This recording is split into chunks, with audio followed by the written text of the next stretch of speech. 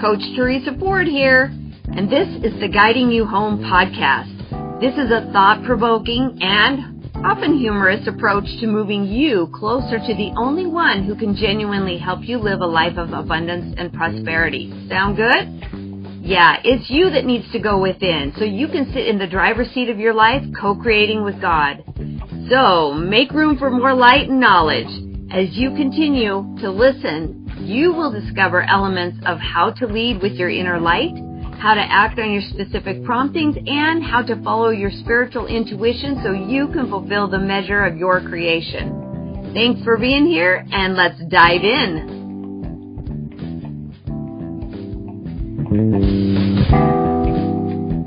Alrighty, thank you for being here. I am so excited to get to talk about spiritual expansion. So sometimes when we think we're going to expand spiritually, we're doing all of these things. I don't know what your routines are, but oftentimes mine include some meditation in the morning, definitely prayer, definitely calling in my angel guides, definitely doing some automatic writing, definitely recording my thoughts, and sometimes making a list of action steps because I've asked what's the most important thing I can do today to expand. And then I have to write those things down, and then I go do them. Like, it's a super easy process when you get into the flow of it. But here's what I've discovered. I've discovered also that I have the capacity to do this for like 3 days straight. There's something magical about the number 3. Yes, there's 3 in the Godhead. Christ rose on the 3rd day. Like there's been magic in 3s in history, especially when we're talking about spiritual expansion. And so sometimes when you're getting to a new place you've never been before, your spirit expands. It opens up for like 3 days straight. And then all of a sudden you can't get out of bed. There's this crash that happens. It's a thing. Like I want to normalize it. I want to name it. I want to talk about it, because if you think that your expansion is herky-jerky, start and stop, you're not wrong. And I like to equate it to breathing. So you're not always just going to exhale. You're not always just going to inhale. You are inhaling and exhaling, and sometimes it's shallow, and sometimes we take a big, deep cleansing breath and recover. That's sort of what it's like with spiritual expansion, especially if you're trying to make space, meaning you've got to give up some of the old self to make room for the new self. We're trying to create space. And then a recovery day. It might feel like watching a movie. It's like I can't get going. Like, where did my morning practice go? How come I don't have the same excitement or drive behind my expansion that I did over the last week? Not to worry. It's not going to be like that forever. So you're just expanding, and then taking a break. So what's so interesting is the very first part of my career was fitness. And it went from just training people to training them very specifically for hormonal fat loss. And in hormonal fat loss, the type of workout that you want to do, if you just want to burn fat calories, you don't want to burn all the calories because some of those are coming from muscle. But if you want to burn fat calories, the ones that are stored on your body, the ones that your metabolism can resource for energy to exercise with, you are going to have to exercise in a different way other than keep going, don't listen to your body, it's just whining, it's just crying, just keep going, be tough, you can do hard things. If you just keep on going, you don't ever listen to that little inner voice that is trying to get you to rest. So let me just explain a little bit about the exercise format that I used to teach, and how totally relevant it is to listening to your spirit. Because if you want spiritual expansion, Controlzilla cannot be the one who's telling you what to do, when to do it, you should, you shouldn't. No, that's going to be too much. We need to tap into little you. And little you has a lot to say about what we're doing and what we're not doing. And if little you has not been listened to, she's not been cared for, she seems to be rattled, fight or flight, things are going on in there that she's like, oh, this is not safe. She's asking me to be super intense in my workout. And then she's contrasting that by telling me to rest. This is not safe. I don't know which one she really wants. I'm trying to do what she's asking me to do. And we're trying to get outside confirmation to do it right, to do the workout right. So this is what I used to teach. Sprint and rest. But it was rest-based training because that was the emphasis. And why is resting a workout routine? How could resting actually increase your metabolism? And it works like this. If you give everything you've got, I don't care if you're 500 pounds, I don't care if you're an elite athlete.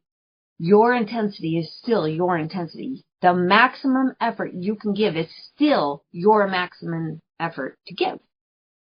So if you give it everything you got, how sustainable is that long term in the workout? Like, can you do it for a whole minute?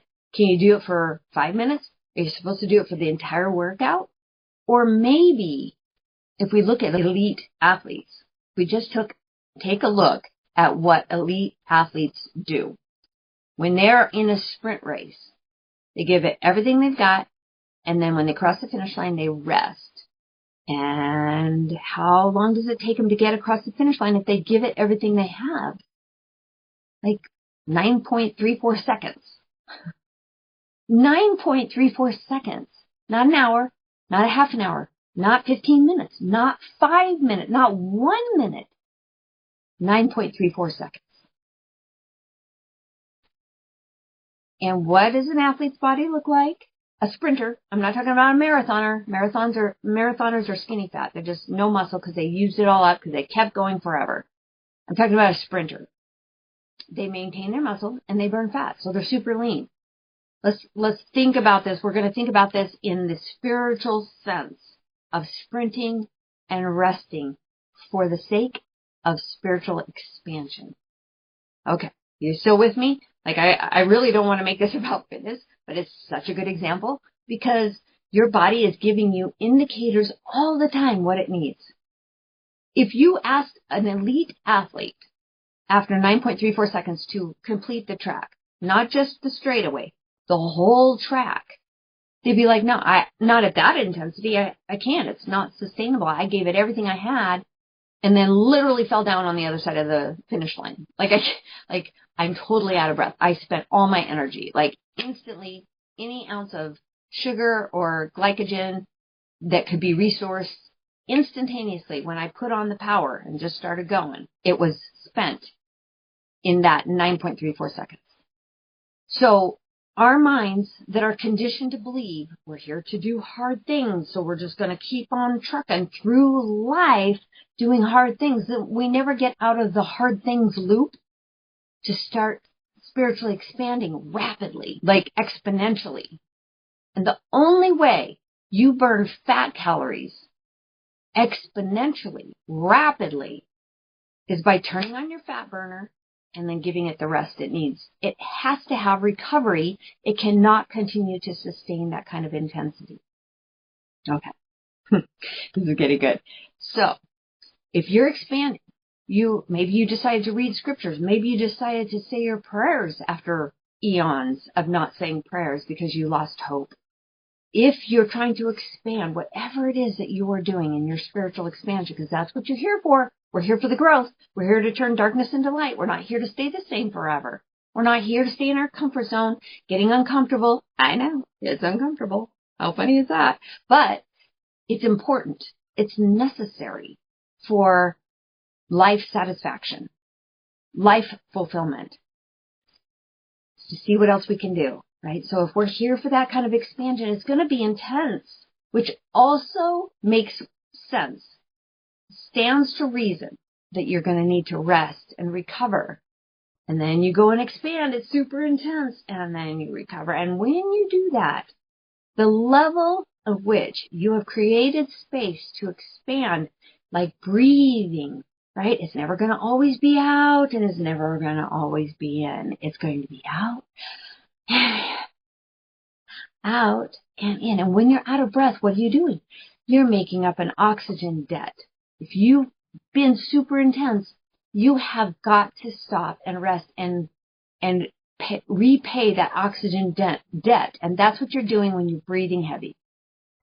right? The breathing intensity increases until the oxygen debt in your bloodstream has recovered, and then the breathing comes back down and normalizes.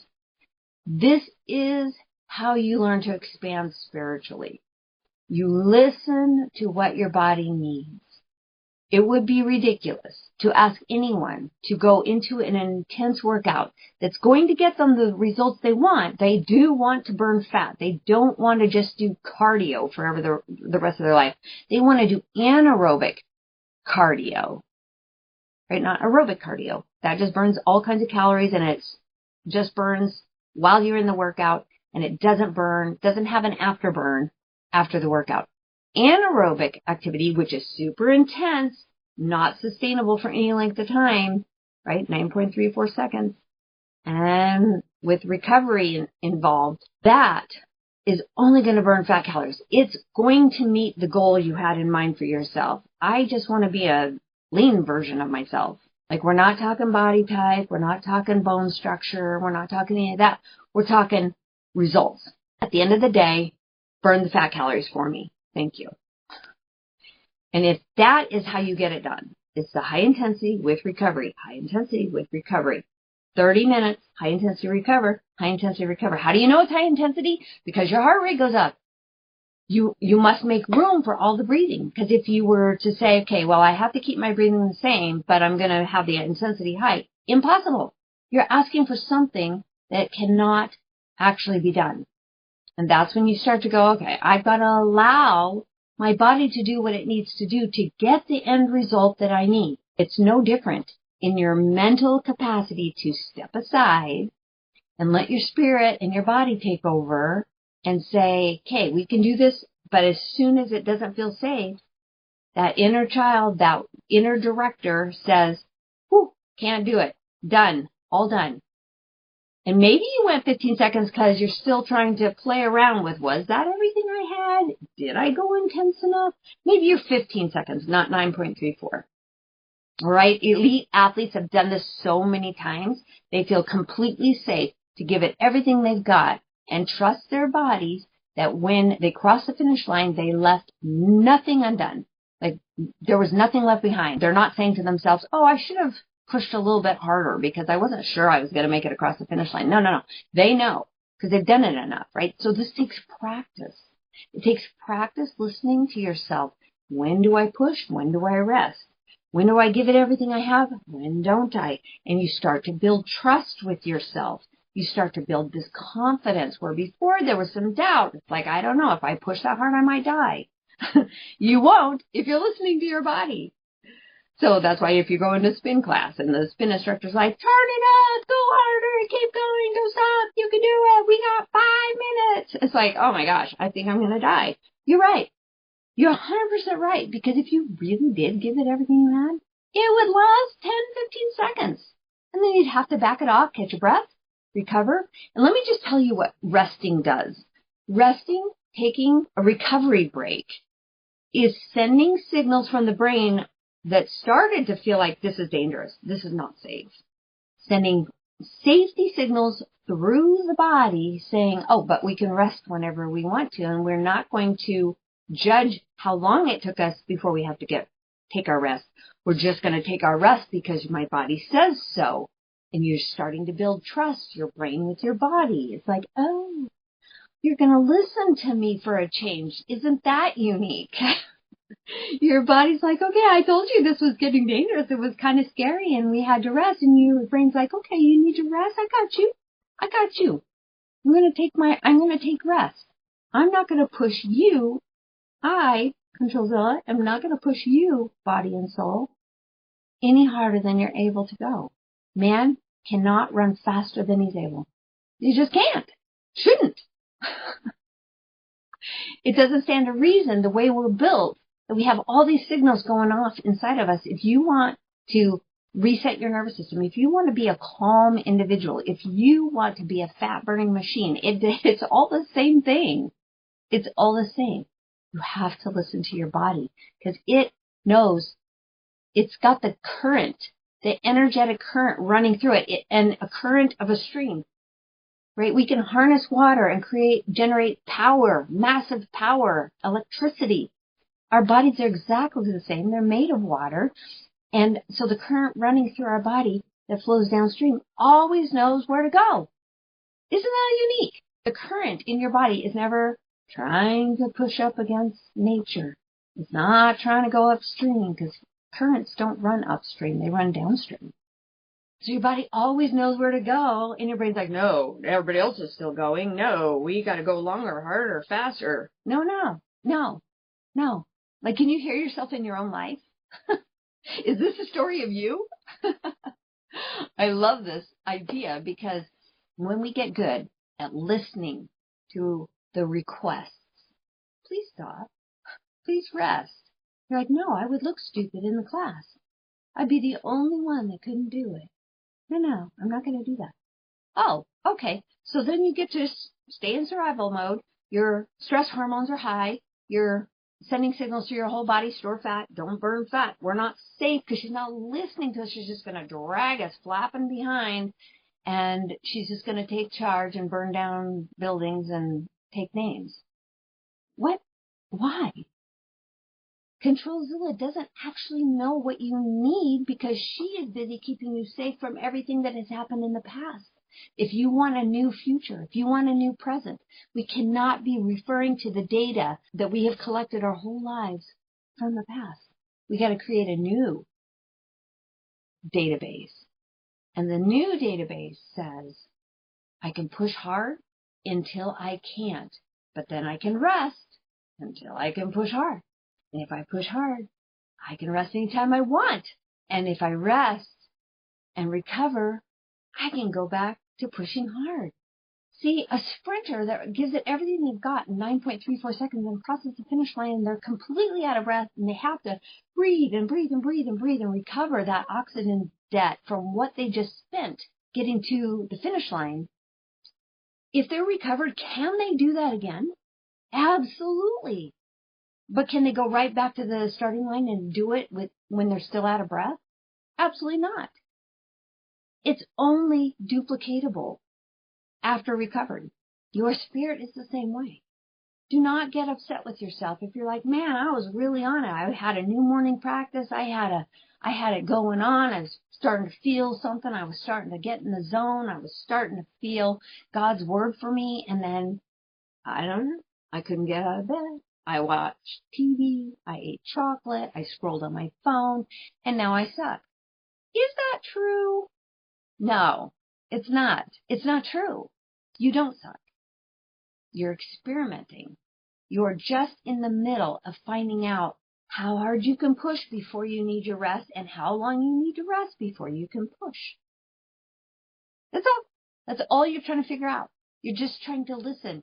And if you just turn this off, it's like, okay, brain, thank you for everything you've done. I won't run out in front of cars. I promise not to put myself in that kind of danger. But right now, we don't need you. Because right now, we're going to listen to the inner self. The one that will stay rattled if we don't tap into the nervous system that needs your attention. She needs you. She needs you to say, hey, what do you need? How can I help? Are you ready to push? Does that sound good? You want to do something? And your push might be, today I feel like stretching for the first time in 9 years. If that's your push, then you just stretch. And you listen to your body, and when it's had enough, it's like, okay. All right. Well, that's better than a poke in the eye. We did it. Your push is going to look different depending on the stage of life you're in, depending on your goals, hopes, dreams. So your spiritual push, if you discount it and are like, oh, well, yeah, but so-and-so is doing so much more, and so-and-so is practically a medium these days because they are so spiritually in tune, and I'm still trying to figure out even how to talk to God. Like, if you compare yourself, this is going to go poorly. Just saying. If you want this to go well, just accept yourself. This is where I'm at. This is how far I've come. This is what we're doing. Today, this is what feels right to me. And in that moment of just, this is where I am, you begin to act and behave in a way that allows your spiritual growth to happen. It's no different than a workout. If you're not an elite athlete, which 99% of us are not, and you're just a weekend warrior, you can't expect yourself to get across the finish line, whatever that is for you, in 9.34 seconds. But if you're listening to your body, you will know exactly when you've had enough and when it's time to rest. When you've had enough and it's time to rest. And when you've had enough and it's time to rest. It might be 1 round. It might be 5 rounds. It might be whatever it is. Time-wise, if you're thinking exercise, 30 minutes. Spiritually, it's like 3 days. Just watch. Watch what your sequence is. If it's 3 days, great. If it's 1 day, great. If it's an hour, awesome. Because it's just right for you. It's right where you're at. And that's what we're trying to do. We're trying to tap into your nervous system that's like, okay, done. We're done. Okay. We're just looking for agreement here. Your brain must turn its will over to the guidance that is in you. Just stop being bossy up here, saying, well, that's not what the program said to do. Stop being bossy. You're not the program. You're not a program, an exercise routine, a spiritual practice. You're not something that somebody out there said, this is what it looks like. Follow this. Because then negates having an intuitive knowing anyway. Like, what do we need that for? If we're just going to follow a formula that was built for the masses, and we're not going to take you as a person and discover what works for you. It's a really big deal. Because otherwise we're just following everybody else. And we haven't taken the time to get to know what our preferences are. What do I need? And that's why if you're exhausted, burned out, so tired, can't figure it out, I don't know, cookie, cake, ice cream, if that's you, it's only because all of that exhaustion is trying to get you to slow down enough to say, what do you need? What's best for you? Stop listening to everybody else. They don't have the answers to the test. I don't have the answers for you. But I'm trying to point you and guiding you home. I'm trying to get you to go back to you and say, what do you need? That is your most important work. You can manage to get out of your own way of here. Forget about what you've learned about in the world and how you have to show up for everybody else and what you need to look like and what you need to act like and how many spiritual practices you need to do and all the morning miracle routines that you've read about. Like, that's noisy. Be here, be still, and practice. Practice. What do you need? What do you need now? How about now? So as you expand, and you're making space for this new you, there's room. And you will get better and better and better.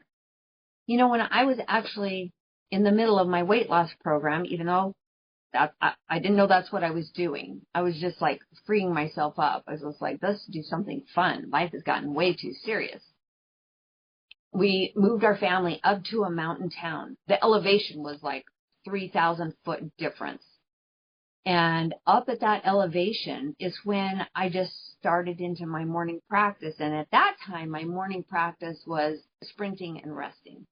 So I'm not a runner, promise.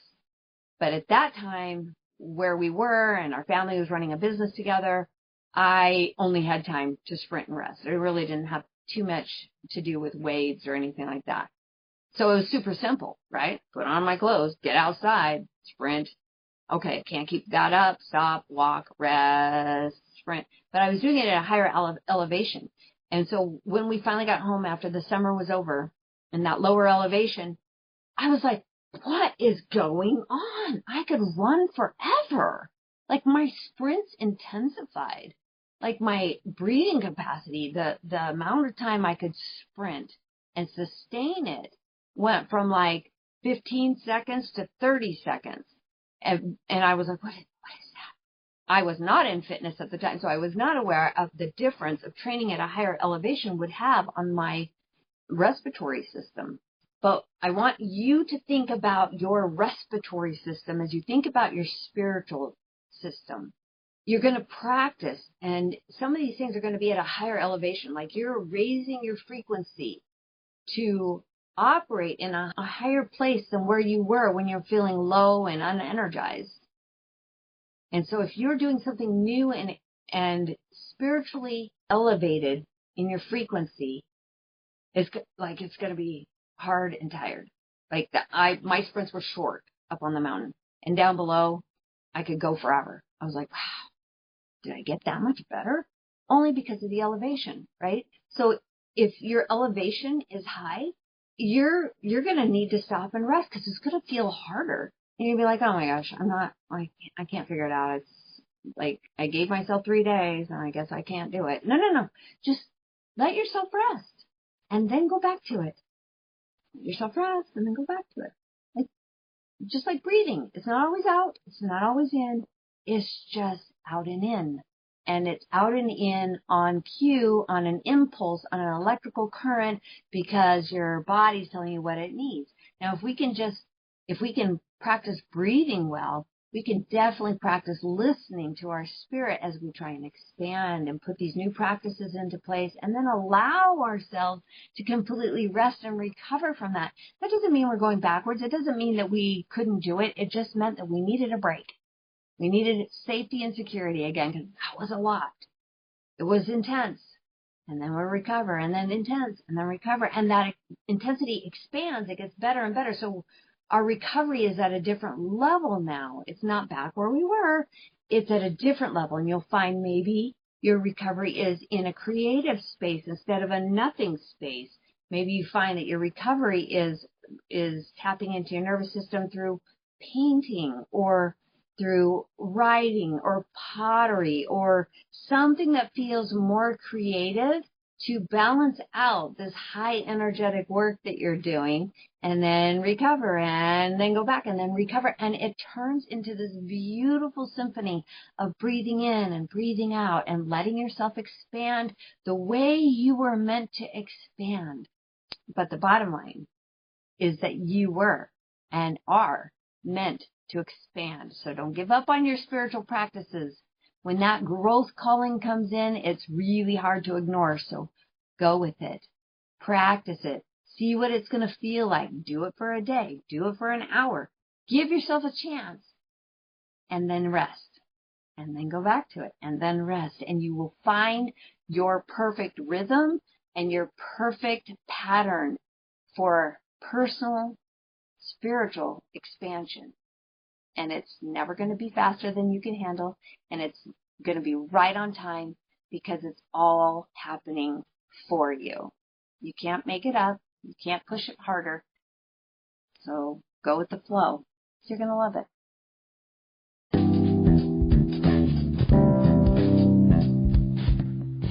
Thanks for listening. I invite you to leave your feedback and share your aha moments as you listen to this podcast. Also, you can access more information or any of the programs, courses, or worksheets that I've mentioned on these episodes on my website at teresaford.life. Or, what I would really love is for you to connect with me on Instagram at teresaford.coaching and on Facebook at Coaching with Teresa Ford, so I can give you more interesting insights and further coaching to help you fulfill the measure of your creation.